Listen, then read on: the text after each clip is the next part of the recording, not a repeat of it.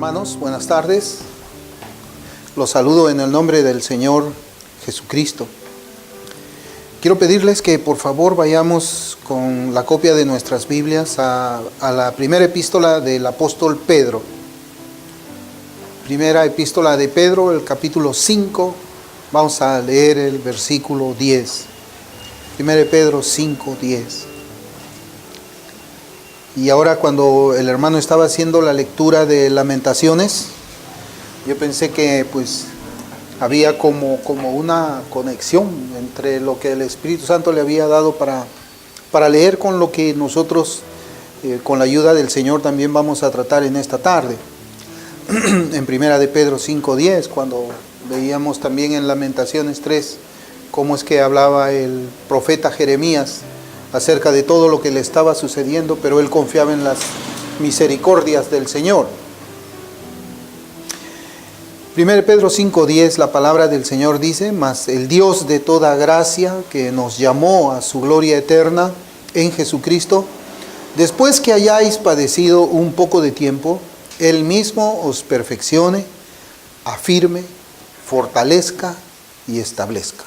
El Señor bendiga su palabra que hemos leído, este versículo, en esta oportunidad. Hermanos, ¿cómo reaccionaríamos nosotros a una invitación como la que les voy a hacer ahora? Le invito a usted a caminar por un camino donde encontrará sufrimiento, dolor, aflicción, persecución, abandono, traición, calumnias, y también para ser odiado y aborrecido. Lo invito a usted a ese camino. ¿Cómo respondería usted?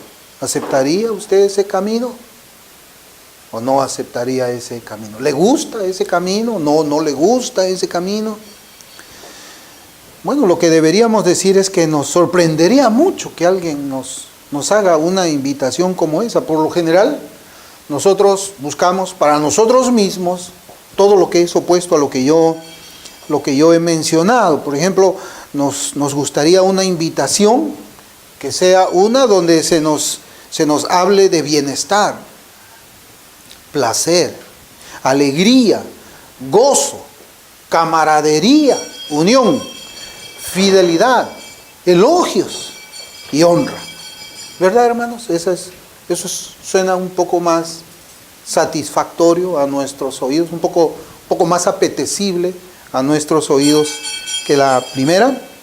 Pero esto último que yo he mencionado, bienestar, placer, alegría, unión, honra, gozo, eso es lo que el mundo busca y persigue como un ideal de vida. Ese es el ideal de vida de cualquier ser humano. Yo creo que camina por allí. Le preguntamos: ¿le gustaría a usted esta clase de vida? Yo creo que ellos sí.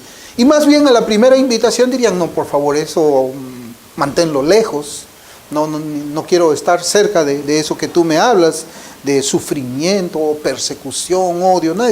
Nadie quiere algo así. Sin embargo, la invitación para el sufrimiento, la persecución, la aflicción, debe ser la invitación, hermanos, del Evangelio para todos los pecadores, porque aunque pueda parecer nueva a nuestros oídos esta clase de invitación, es lo que el Señor ha prometido para todos los que le siguen, para todos los que están unidos a Él. Por ejemplo, Mateo 5:10 dice: bienaventurados los que padecen persecución por causa de la justicia, porque de ellos es el reino de los cielos. Pues qué bienaventurado puede ser un hombre así, que esté perseguido. ¿Dónde está la dicha, la felicidad en ser perseguido? Juan 16:33 dice: estas cosas os he hablado para que en mí tengáis paz. En el mundo tendréis aflicción, pero confiad, yo he vencido al mundo. Segunda de Timoteo 3:12 dice: y también todos los que quieren vivir piadosamente en Cristo Jesús padecerán persecución. Filipenses 1:29 dice: porque a vosotros, o sea, a los cristianos, a nosotros, os es concedido a causa de Cristo no solo que creáis en Él, o sea, no solamente se nos concede la fe, sino también que padezcáis por Él. Santiago 5:10 dice, hermanos míos, tomad como ejemplo de aflicción y de paciencia a los profetas que hablaron en el nombre del Señor. Apocalipsis 2:10 dice, no temas en nada lo que vas a padecer. No temas en nada lo que vas a padecer. He aquí el diablo echará a alguno de vosotros en la cárcel para que seáis aprobados y tendréis tribulación por 10 días. Sé fiel hasta la muerte y yo te daré la corona de vida. Es tremendo, hermanos, todos estos versículos que están relacionados evidentemente con la fe que nosotros hemos profesado. Las pruebas, el padecimiento, la persecución, la aflicción, el dolor, la soledad, la calumnia, todos estas son herramientas que son utilizadas por el Señor para poder descubrir cuando la fe es genuina o cuando la fe no lo es. Por ejemplo, Mateo 12:31, cuando el Señor está haciendo la explicación de la parábola del sembrador, sabemos que hay 4 tipos de suelos. Ahora va a hablar de uno de ellos. En Mateo 13:21 dice, pero no tiene raíz en sí, sino que es de corta duración. Pues al venir la aflicción o la persecución por causa de la palabra, luego tropieza. O sea, esa tierra no es buena. Esa fe que se profesa no es una fe duradera, es una fe temporal, no es una fe salvífica. ¿Y cómo es probada? ¿Cómo es que se llega a conocer que esa fe no es verdadera? Por la persecución y la aflicción. La persecución y la aflicción. Y quizás nosotros alguna vez hemos escuchado también la siguiente pregunta, o la hemos dicho nosotros mismos. ¿Por qué me tiene que pasar esto a mí si soy cristiano? ¿Por qué? ¿Por qué me tiene que pasar esto a mí si yo ahora sigo al Señor Jesús? ¿Por qué me tiene que pasar esto a mí si yo me esfuerzo en la santificación? ¿Por qué me tiene que pasar esto a mí si yo congrego fielmente y trato de obedecer también fielmente al Señor? ¿Por qué me tiene que pasar esto a mí? Bueno, eso te tiene que pasar precisamente porque eres cristiano. Porque eres cristiano. Y tal vez nosotros comenzamos haciéndonos esa clase de pregunta. ¿Por qué nos tiene que pasar eso a nosotros? Pero esa clase de pregunta, hermanos, es la que se hace un creyente en su etapa de niñez. Porque no vamos a decir de que un creyente nunca se va a preguntar eso. El creyente también en su etapa de niñez se pregunta esa pregunta. Pero después, cuando comienza a conocer un poco más el Evangelio, cuando comienza a conocer un poco más al Señor, ya no vuelve a preguntarlo cuando está atravesando una aflicción, una tribulación, una prueba. Él sabe que la prueba y la aflicción es parte de la fe cristiana. Y es más, nosotros sabemos, hermanos, de que todos, así sean cristianos y no cristianos, padecen aflicciones, tienen problemas, se enferman, se mueren, todos. Todos quiebran, creyentes o no creyentes. A todos nos roban, creyentes o no creyentes. O sea, las aflicciones, los problemas es de toda la humanidad. Tal vez la diferencia, hermanos, es la manera como es que un cristiano ve esos problemas, ve esas tribulaciones, ve esas aflicciones.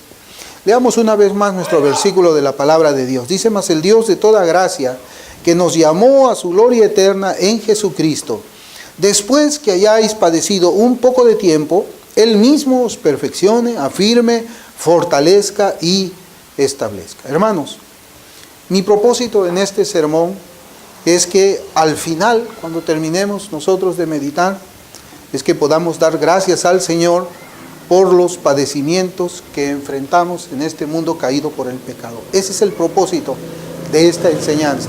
Ese es el propósito, creo yo, de la inspiración que el Espíritu Santo le dio al apóstol Pedro cuando escribía este versículo, toda esta carta.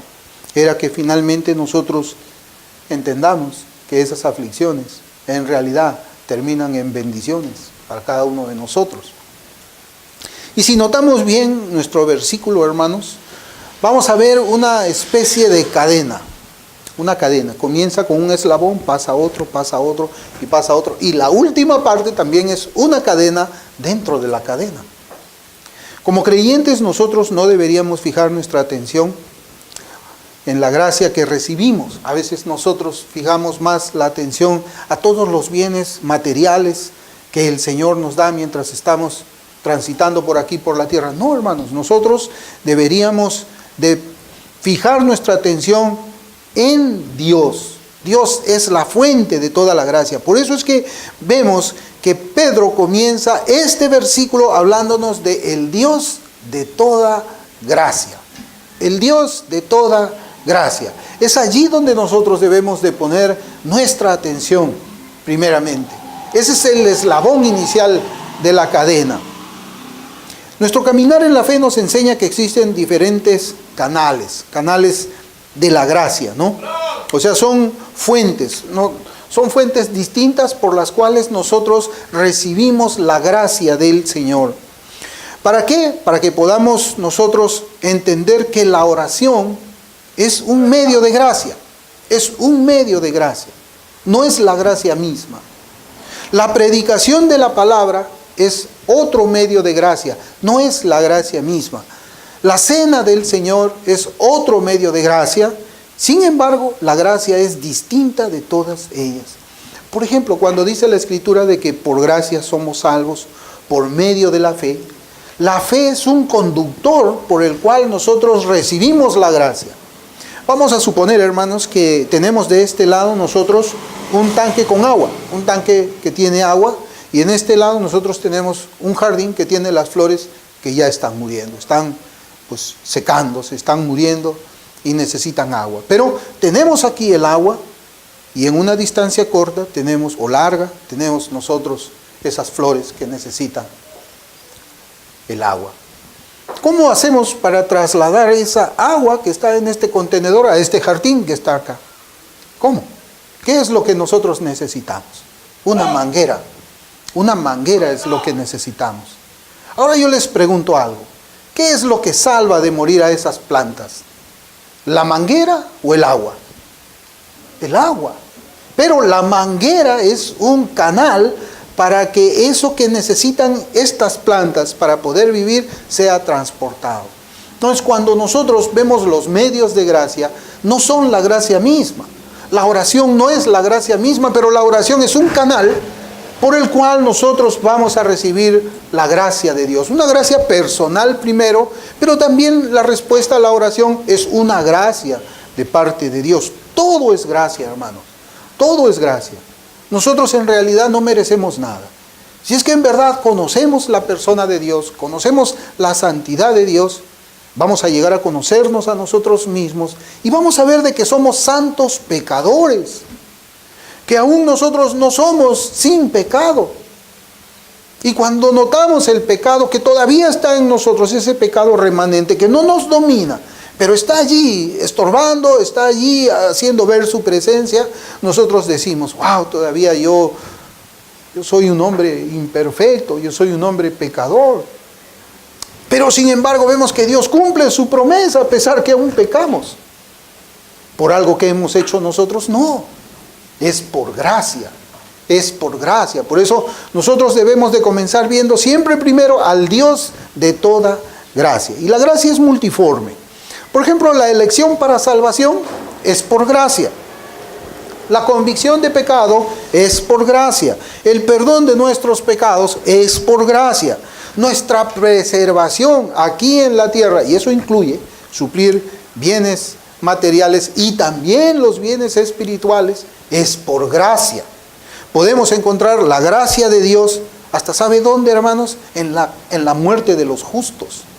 Ahí también podemos encontrar la gracia de Dios. El Dios de toda gracia, como comienza hablándonos el Señor por medio de Pedro, son palabras que nos invitan para que vivamos meditando en nuestras propias vidas imperfectas aquí en la tierra, viendo la inmensurable gracia de Dios. Es inmensurable, hermanos. Y así como la justificación es por gracia, yo también debo de decir que la santificación es por gracia también. Ahora yo me preguntaba y también les pregunto a ustedes, o para que ustedes se hagan esta pregunta, ¿tengo yo esa gracia? ¿Tengo yo esa gracia de la que hemos estado hablando? ¿La tiene usted? ¿Tiene usted esa gracia del Señor? ¿El Señor ha concedido esa gracia a todos nosotros? Ese es el primer eslabón, es ver la gracia de Dios. Y hay un orden acá muy sabio, hermanos. Vamos a llegar a la aflicción, vamos a llegar al padecimiento, porque de eso se trata este versículo. Pero primero nos enfocamos en la gracia de Dios. O sea, el apóstol nos presenta primero a Dios. Mira, vas a tener tribulación, pero mira, ahí primero está Dios. El Dios de la gracia, el Dios que te salvó por gracia. Míralo a Él primero. Vamos a llegar a esa parte. El segundo eslabón de esta preciosa cadena que encontramos en este versículo se halla en las siguientes palabras: que nos llamó a su gloria eterna en Jesucristo. Ya vimos al Dios de la gracia, ahora nos enseña un llamamiento a una gloria eterna. Porque aquí también habla de tiempos. Mire, habla de una gloria eterna, pero también dice que vamos a padecer un poco de tiempo, eternidad. Y nos presenta primero ese llamamiento a esa gloria eterna. Y aquí la palabra nos habla pues de ese llamamiento. El llamamiento de Dios es uno que hace el Espíritu Santo sobre el alma del pecador. Es un llamamiento para salir del pecado, abandonar el pecado. Es un llamamiento para abandonar el mundo también. Es un llamamiento santo para unirse a Dios. Nosotros ya hemos visto anteriormente, hermanos, de que nosotros no podemos abrazar a Dios mientras tengamos abrazado el pecado. O abrazamos el pecado o abrazamos a Dios. Por eso es que ese llamamiento es un llamamiento para que nosotros nos despojemos de todo. Así como Bartimeo cuando fue, le dijeron, el Señor lo llama y le dice: ven Bartimeo, dice la Escritura que él tenía su capa, ¿no? Un capotín, y lo arrojó todo y fue a ver al Señor. Es así, ¿no? Cuando uno arroja ese capotín, arroja toda la carga del mundo, toda la carga del pecado para ir al Señor. Entonces, este llamamiento es santo por esa razón, porque es un llamamiento para unirse al Dios que es 3 veces santo. Este es el llamamiento. Y unirnos a Dios, uniéndonos a Dios, podemos disfrutar pues de las bendiciones espirituales, de la redención que Cristo ganó en la cruz. No hay otra manera, y nosotros vemos todo eso en ese llamamiento. Y las palabras también de Pedro que acompañan ese llamamiento, que es irresistible. Es un llamamiento que es soberano, nos dejan todavía un poco más asombrados, porque el Señor nos llama a su gloria eterna en Jesucristo. A su gloria eterna. O sea, la gloria de Dios, hermanos, es una que escapa a todos nuestros sentidos. No podemos imaginarlas. El sentido humano no lo puede ver. No puede ver esa gloria en Cristo. No, porque está ciego. Es una que es vista solamente por la fe, por los ojos de la fe. Porque el Señor revela su gloria por medio de su palabra, y el Espíritu Santo usa esa palabra para que nosotros lo veamos y sepamos a dónde es que estamos yendo. Sabemos que es algo, hermanos, que no es comparable con nada. Y no hay palabras también en ningún idioma para poder expresar cómo es esa gloria a la que hemos sido llamados en Jesucristo. Es una solamente que vemos por fe. Las bendiciones inmortales que Cristo ha preparado para todos los que le pertenecemos, para todos aquellos que lo irán a ver sin ningún temor después de la muerte. Nuestro versículo yo lo voy a leer otra vez: mas el Dios de toda gracia, que nos llamó a su gloria eterna en Jesucristo, después que hayáis padecido un poco de tiempo, Él mismo os perfeccione, afirme, fortalezca y establezca. Ahora nosotros ya vimos que tenemos que ver al Señor de toda gracia, ya vimos que hay un llamamiento a una gloria eterna. Ahora entramos a lo que sería el tercer eslabón de nuestra cadena. ¿Qué cosa es lo que nos dice acá? Después que hayáis padecido un poco de tiempo. Y esa es la parte que quizás después de ver esos 2 primeros eslabones, podemos enfrentarlo con una actitud espiritual diferente. Yo sé ya que el Señor me ama, lo ha demostrado. Su gracia hacia mí, su gracia salvífica me demuestra que Él me ama. El llamamiento eficaz que me hace, ese llamamiento irresistible para atraerme a Él, unirme a Él, hacerme parte de su familia, me demuestra que me ama. Y ahora nos habla del sufrimiento. El Señor nos ama, pero ahora vamos a ver qué nos dice acerca del sufrimiento, ¿no? Quizás es la parte un poco más difícil. Pero dice, el Dios de toda gracia nos ha llamado a su gloria eterna en Jesucristo. Pero nosotros estamos ahora en la tierra. Sin embargo, nos ha llamado. Somos nosotros los santos que estamos aquí en la tierra, que en algún momento vamos a reunirnos con los santos que ya están en el cielo. Es como una cosa paralela que nosotros encontramos. Los que están en el cielo ya están en la gloria. Ese llamado ellos ya lo han visto, ya conocen, ya lo han visto con sus ojos al Señor. Nosotros todavía lo vemos con los ojos de la fe, pero estamos en un paralelo. El reino de Cristo está arriba en los cielos. El reino de Cristo también está acá abajo en la tierra. Nosotros somos ese reino de Cristo. La iglesia es el rey. Cristo reina ya en nosotros que estamos en la tierra, así como reina en los santos que ya están en el cielo. Nosotros estamos acá temporalmente, mientras que nuestros hermanos que están en la gloria ya están allá. Pero, hermanos, para entrar allí es un cambio que nosotros podemos quizás graficarlo por medio de entrar a este lugar donde nos reunimos. Pasado un límite, nosotros nos encontramos en la calle. Entrado por ese límite, nosotros nos encontramos dentro de este lugar. ¿Qué es lo que nosotros necesitamos cruzar para que podamos entrar a un lugar? Es una puerta. Cuando nosotros cruzamos esa puerta es porque estamos ya en un lugar. Y cuando no cruzamos esa puerta, todavía estamos lejos de ese lugar. Pero sabemos que vamos a llegar a ese lugar. ¿Cuál sería esa puerta de entrada para ingresar a la gloria eterna o estar seguido? Sabemos que es Cristo, pero la respuesta, de acuerdo a nuestro versículo, es a través del padecimiento o sufrimiento, como dice la versión de la Biblia de las Américas. Y Pablo lo dice, hermanos, de la siguiente manera a los creyentes que están en Listra, Iconio y Antioquía. Esto que nosotros estamos hablando acerca del padecimiento es algo que la Biblia, los diferentes profetas, los apóstoles lo predicaron a todos aquellos que eran llamados a la fe. En Hechos 14:22 dice, confirmando los ánimos de los discípulos, exhortándoles a que permaneciesen en la fe y diciéndoles, es necesario que a través de muchas tribulaciones entremos en el reino de Dios. Es necesario, no hay escapatoria. La única manera de entrar en el reino de Dios es por medio de las tribulaciones. Y hermanos, yo les pregunto algo. ¿No fue así con el Señor Jesús? ¿No fue así con Él? Por ejemplo, cuando leemos Isaías 53:11, es un capítulo muy hermoso de la Escritura. Isaías 53:11 dice, verá el fruto ¿de qué? De la aflicción de su alma.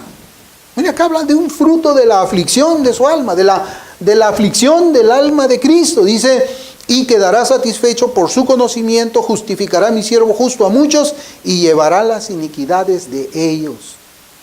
Tal vez en Hebreos 2:10 nosotros también ya vemos una palabra directa acerca del sufrimiento de Cristo aquí. Dice, porque convenía a aquel por cuya causa son todas las cosas y por quien todas las cosas subsisten, que habiendo de llevar muchos hijos a la gloria, perfeccionase por aflicciones al autor de la salvación de ellos. ¿Quién es el que perfecciona aquí? El Padre. ¿Y quién es el que está siendo perfeccionado por medio de la aflicción, que va a ser el autor de la salvación de ellos? Cristo. Es tremendo, hermanos. O sea, nosotros vemos de que el Padre está perfeccionando por medio de la aflicción al autor de nuestra salvación. ¿Quién es? Es Cristo. O sea, si Cristo ha sido perfeccionado por medio de la aflicción, nosotros no lo vamos a hacer. Vamos a escapar nosotros de esa aflicción, de esa tribulación, de esa persecución, de ese dolor. Pablo nos habla también de la siguiente manera, en 2 de Timoteo capítulo 2, versículos 11 y 12, dice, palabra fiel es esta. Si somos muertos con Él, ¿qué dice? También viviremos en Él. El versículo 12, mire cómo dice acá. Si sufrimos, ojo, si sufrimos, también reinaremos con Él. Si sufrimos, también reinaremos con Él. Hermanos, ¿y si no sufrimos? ¿Reinaremos con Él? No, ¿verdad? Tenemos que sufrir para reinar con Él. Si no tenemos unión con Cristo en sus sufrimientos, miren cómo lo digo, unión con Cristo en sus sufrimientos, entonces no tendremos unión con Cristo en la gloria. El cristiano sufre. El cristiano sufre. Algunos creyentes sufren en su cuerpo una enfermedad.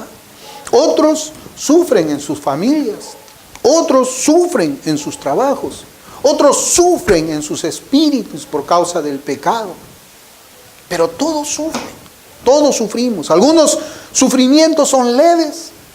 Otros sufrimientos son profundos. Algunos sufrimientos son cortos. Otros sufrimientos son largos. Pero el propósito del sufrimiento es hacernos a nosotros a la imagen de Cristo.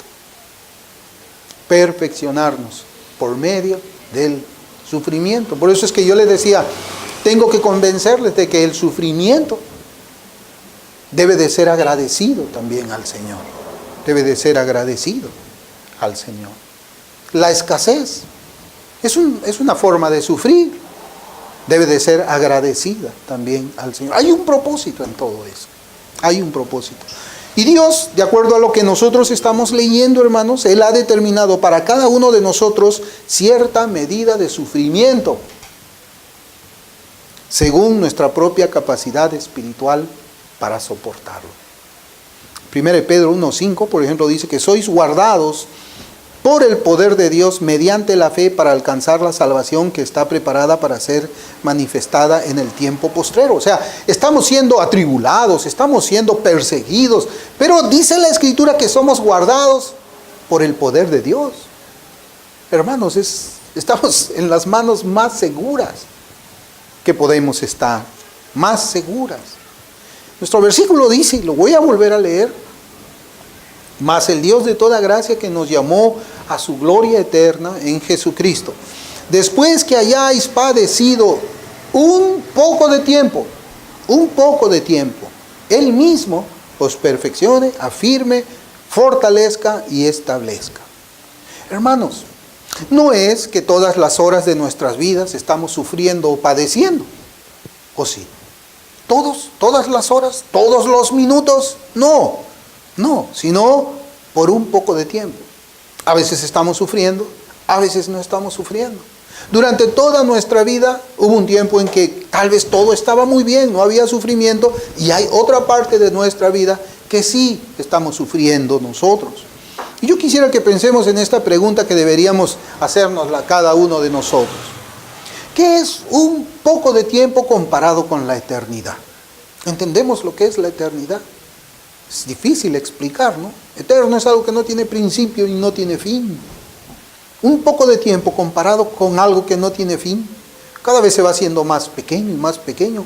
Vamos pensando y cada vez más pequeño y más pequeño y más pequeño hasta que lo vamos a ver como un puntito pequeñito en una línea infinita. Es nada, hermanos.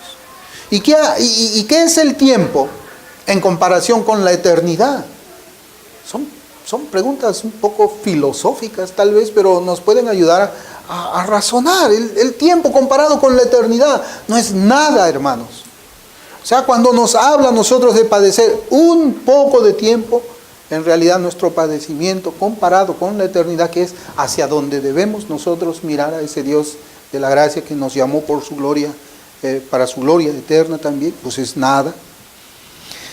Y nuestro versículo dice que es después que nosotros hemos padecido en nuestros espíritus por la lucha contra la carne, por resistir también las tentaciones del diablo, por las aflicciones de las enfermedades, de las persecuciones, del hambre, de la desnudez, que ahora, después de eso, nosotros seremos perfeccionados, afirmados, fortalecidos y establecidos. Y esta es la otra cadena que nosotros encontramos dentro de este eslabón. Es una cadena también que representan 4 bendiciones espirituales después que hemos padecido un poquito de tiempo. Perfección. Dice, seremos perfeccionados. Habla de perfección, pero acá no está hablando de un estado de no pecar. O sea, cuando habla de esto no debemos traer a nuestra mente el pecado. No debemos decir, wow, yo no soy perfecto, yo todavía veo pecado en mi vida. No, la palabra griega, hermanos, ha sido traducida como perfeccionar, es la misma que es usada en los evangelios como remendar las redes de pesca. Mateo 4:21 dice, pasando de allí, vio a otros 2 hermanos, Jacobo, hijo de Zebedeo, y Juan su hermano, en la barca con Zebedeo su padre, que remendaban sus redes, y los llamó. Esa palabra perfeccionar es remendar. Acuérdense que Pedro le escribe a quienes, aquellos que están esparcidos, aquellos que están perseguidos, aquellos que están siendo atacados fieramente por el diablo, porque el diablo era quien movía esas autoridades para que persiga la iglesia del Señor. Pero Pedro no está orando aquí, Señor, por favor, detén la persecución. No, ¿por qué? Porque la persecución era buena. ¿Usted nota eso, hermanos? En ninguna parte de la epístola nosotros encontramos que debemos de orar para que no seamos perseguidos. Ese no era el problema de la iglesia primitiva. El problema de la iglesia primitiva no era la persecución, era la falsa doctrina. Por eso cuando usted lee las epístolas de Juan, las epístolas de Pablo, principalmente, usted va a ver ahí de que el problema no era que lo apedreen a Pablo ni nada. El problema era la doctrina errada que estaba entrando en la iglesia. Y Pedro le está escribiendo precisamente a una iglesia sufriente, a una iglesia perseguida.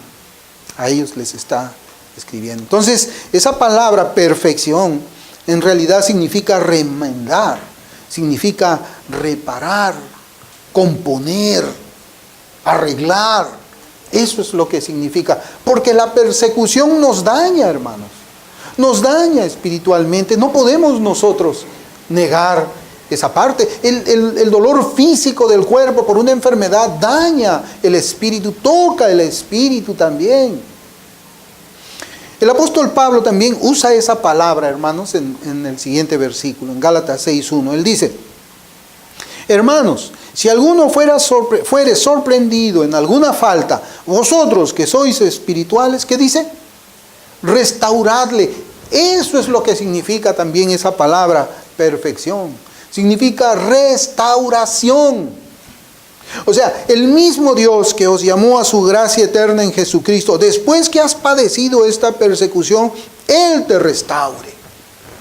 Él, porque la persecución, hermanos, espiritualmente daña, pero el Dios de toda gracia te restaura, te va a restaurar. Esta es una palabra, pues, que significa restauración, y más precisamente es como si se tuviese que colocar un hueso en su sitio porque se dislocó. ¿Alguna vez usted ha tenido alguna dislocación? Es distinto a una fractura. O sea, cuando el hueso se sale de su sitio, causa dolor, no está roto, está fuera de su sitio. ¿Qué cosa es lo que tiene que hacer la persona que conoce de ese tema? Poner el hueso en su sitio. Claro, eso le va a doler, pero después ese dolor va a pasar. Eso es lo que está significando el texto. Perfección, remendar, restaurar. Eso es lo que dice el Señor. Y la oración de Pedro, que es en realidad la oración del Señor, o la obra que el Señor, es que nosotros, luego que hemos sido afligidos, luego que hemos padecido, el Dios de toda gracia nos va a restaurar, nos va a reparar y nos va a poner en el lugar que estuvimos al principio. Es tremendo, hermanos. Pero esto nunca pasaría si es que nosotros no fuésemos afligidos. Esto nunca pasaría si nosotros no fuésemos perseguidos. No hay necesidad de eso. Pero vamos a ver cómo Dios utiliza todo esto para nuestra madurez, nuestra propia madurez espiritual. Pero hermanos, una vez que el hueso ha sido colocado en su lugar, o una vez que nosotros hemos sido remendados, una vez que hemos sido restaurados, todavía la aflicción continúa. Todavía hay aflicción, todavía hay persecución. Entonces, hay un riesgo ahí de fracasar nuevamente, ¿verdad? Entonces, es allí donde nosotros pasamos al segundo eslabón de esta cadena más pequeña. Viene el ruego del Señor para que después Él nos haya restaurado y remendado, ahora seamos afirmados. Ya nos restauró, nos sanó, nos puso el hueso en su sitio, ahora el riesgo está en que el hueso se salga otra vez. Pues bueno, el Señor ahora lo que hace es afirmar. Te restauró, te remendó, ahora te afirma. Y la palabra griega, hermanos, significa fijar firmemente. Fijar firmemente. Y en este punto debemos traer a nuestras mentes, bueno, tal vez usted está pensando también, igual como cuando yo hacía mis notas, el árbol plantado en el Salmo 1, ¿no? El Salmo 1:3 dice, será como árbol plantado junto a corrientes de agua. Será un árbol firme. Claro, es posible que el árbol en algún momento, en algún viento fuerte, ha quedado un poco flojo, no ha quedado muy fijado. Entonces lo que hace el Señor es extender más profundamente esas raíces, de tal forma que quede fijado firmemente en el suelo, y de esa forma pueda crecer hacia arriba sus ramas, sus hojas y su fruto. Eso es lo que el Señor va a hacer después de restaurarnos. Ser afirmados es ser enraizados. ¿Enraizados dónde? En Cristo y sus promesas. Cristo y sus promesas que nos son dadas por medio de su palabra, la Biblia. Yo veía, hermanos, una conexión en todo esto que sucede acá, porque todos nosotros tenemos que pasar por una niñez evangélica. Y el Señor nos ha prometido que vamos a pasar persecuciones, vamos a tener problemas. Yo también las pasé. Y fíjense, hermanos, de que a veces uno comienza a preguntarse, después de que ha pasado ciertos ejercicios por medio de las pruebas que Dios lo pone. Y yo les decía que Dios pone pruebas que nosotros podamos soportar, ¿no? Entonces vino una prueba primero, ¿no? Entonces, como yo era bebé en Cristo, me sacudió. Me dije, ¿qué pasó acá? ¿No? Entonces, bueno, me quedé desconcertado un poco, pero el Señor me restaura y yo veo en su palabra y comienzo a entender más. Entonces viene otra prueba más grande que la anterior. Y otra vez estoy un poco sacudido, pero voy a la palabra del Señor y otra vez ya no estoy sacudiéndome ni llevado por acá, por allá, no. Yo resisto ya, estoy resistiendo ahí. Y después viene otra prueba más grande. Y esta prueba es más dura que la anterior y otra vez como que te sacude un poco, pero tú vas a la promesa. ¿Por qué? Porque estás fijado. No estamos diciendo que no te vas a sacudir, te vas a sacudir. Pero como tú estás fijo, ya no te mueves. Y a veces, hermano, cuando ha habido así la consejería, ¿no? Y me han dicho, pastor, tengo un problema bien grande. Así, hermano, cuénteme su problema. Y cuentan su problema, y yo digo, wow, ese problema es chiquitito. ¿Por qué lo verá grande el hermano? Yo ya pasé por eso hace tiempo. Esa es la forma como desarrollamos, hermanos, la madurez cristiana. Yo quería hacerles esto, ¿no? Pero nosotros, hermanos, somos afirmados en Cristo y sus promesas que nos son dadas por medio de la Biblia, por medio de la Escritura. Ahora, bueno, ya estamos remendados, restaurados, ya estamos afirmados en Cristo y su palabra de tal forma que nosotros ya no vamos a apostatar de la fe, pero aún vemos que hay debilidad en nosotros. ¿Qué cristiano no ve que es débil, hermanos? O sea, vemos, ¿no? Ya estamos restaurados, estoy fijo y veo que todavía me sacude, ¿no? O sea, yo les decía, todavía los problemas nos sacuden un poco. ¿Y por qué nos sacuden un poco esos problemas? Porque hay debilidad en nosotros. No estamos como un poste, pues, fijo, ¿no? Y una vez estaba viendo, y creo que le mostré a uno de los hermanos un video en el YouTube acerca de un faro. Sí sabemos lo que es un faro. Un faro, ¿no? Está ahí un poquito salido así, un poquito mar adentro. Y veíamos las olas, hermano. Cómo esas olas golpeaban ese faro de tal manera que no se veía en un momento. Y cuando el mar se retiraba, otra vez aparecía el farito ahí sin moverse. Nosotros no somos un faro que no se mueve. Si bien nosotros estamos fijos, podemos ser sacudidos. Y somos sacudidos porque todavía hay debilidad en nosotros. Entonces, como todavía hay debilidad, ¿qué es lo que necesitamos? Ser fortalecidos. Ser fortalecidos. Y esa es la oración de Pedro, que es la oración de Cristo. El Señor nos dice ahora que vamos a ser fortalecidos. Y hermanos, está bien reconocer que somos débiles. Está bien. El mundo no reconoce que es débil. ¿Quién podría decir a alguien sin Cristo? Yo soy una persona débil. Nadie. Aun cuando una persona sabe que es débil, va a decir, no, yo soy fuerte, yo no sufro, no nada.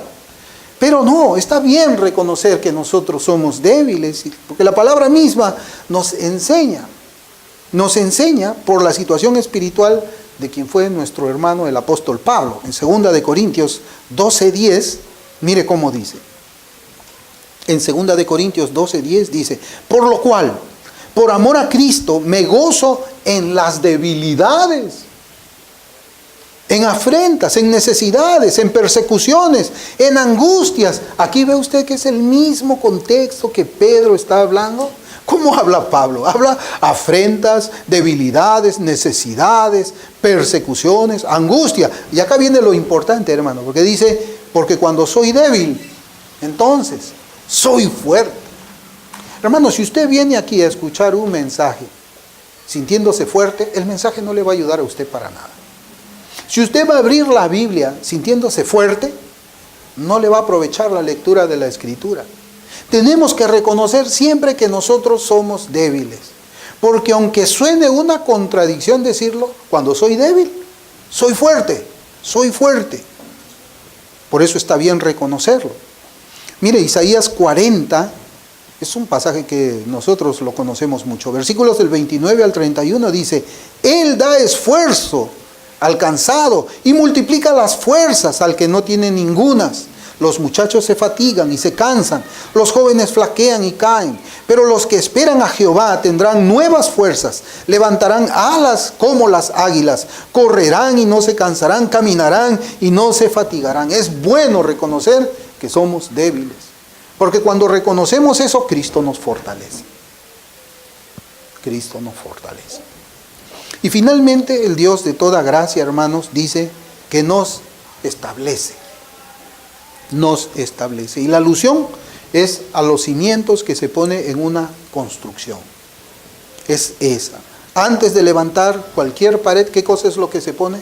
El cimiento. Antes de levantar una casa tiene que haber un cimiento. Debe haber una seguridad previa allí.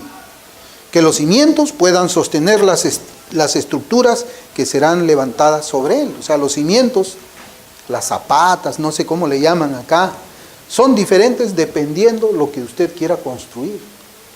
Si usted va a construir una casa de un piso, de una planta, pues no necesita un cimiento muy fuerte. Pero si quiere levantar un edificio de 30 pisos, va a necesitar un cimiento muy especial.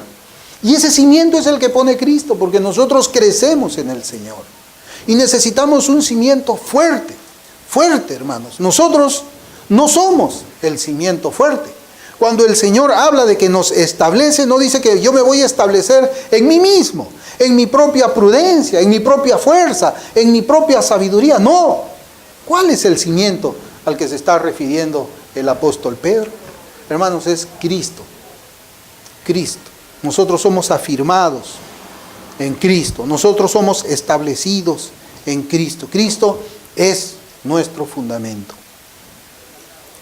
Y ya, hermanos, para resumir, dice, mas el Dios de toda gracia que nos llamó a su gloria eterna en Jesucristo, después de que hayáis padecido un poco de tiempo, Él mismo os perfeccione, afirme, fortalezca y establezca. Y aquí vemos pues la oración por nosotros. Esta es la oración por nosotros y yo quiero resumirla. Para que podamos ser restaurados y unidos en oposición a la dispersión. No podemos estar nosotros separados. Es una oración para que seamos afirmados en oposición a la apostasía, al retroceder en la fe. Es una oración pidiendo que por su gracia nos fortalezca en oposición a la debilidad. Es un clamor para ser afirmados en toda oposición a la inseguridad, la cual es la causa y la base pues de toda inestabilidad. Hermanos, los padecimientos y los sufrimientos están determinados por Dios para que nosotros maduremos en las cosas del Señor, para establecernos en la verdad, para fortalecernos en la fe, la esperanza y el amor, y para cimentarnos en una confianza inquebrantable en nuestro Señor Jesucristo. en nuestro Señor Jesucristo. Y por eso, por todo esto, hermanos, debemos decirle a Dios: Señor, gracias por el horno de la prueba. Gracias, Señor, por el padecimiento. Gracias, Señor, por la aflicción. Porque por medio de estos medios podemos ver a Cristo precioso. Podemos ser conformados más a su imagen y podemos verlo como lo más bello de todo. Hermanos, debemos dar gracias al Señor por la aflicción, por la tribulación, por la escasez, porque esos medios no solamente nos van a demostrar que nuestra fe es genuina, sino también de que nos vamos a ir conformando, vamos a tener comunión con Cristo en sus padecimientos para que tengamos gloria junto con Él. Vamos a orar.